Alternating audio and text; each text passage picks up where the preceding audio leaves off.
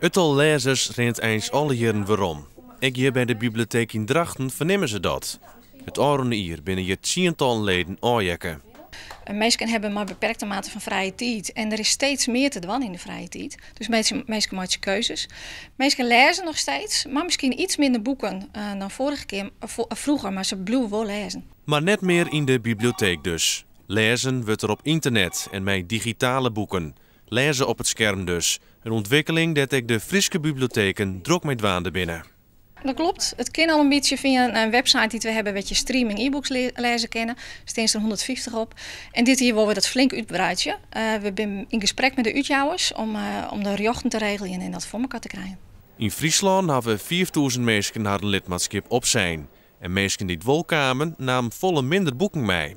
Door het blikken uit landelijke cijfers van het Centraal Bureau voor de Statistiek. In het is het al uitleende boeken met 40 miljoen onderen gaan. De Frieske bibliotheken bezieken die trend te keren terug in te zetten op e-boeken, maar ook op een nieuwe vormjouwing van de bibliotheek zelfs. De bibliotheek liep het meer op een boekhandel.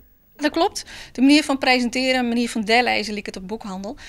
De uitjouwer heeft een hele prototype besteed aan de kaft van een boek. Die moet er zo mooi mogelijk uitzien en dus wil wij zo vol mogelijk voorkant zetten. Maar dat de delgaande trend ik de komende jaren nog terugzetten zal, liep het wel wis. En mensen die nog wel komen, hebben hield iets hegere eersken. Op termijn betekent dat een gruttal Frieske bibliotheken verdwijnen zal. Mensen willen romopeningstien, mensen willen een grote collectie, mensen willen de allernijste boeken. En dat kan nou één keer net in alle hele liedse vestigingjes. En daarom zullen we dat mensen toch spontaan wel steeds meer naar de grote vestigingen komen.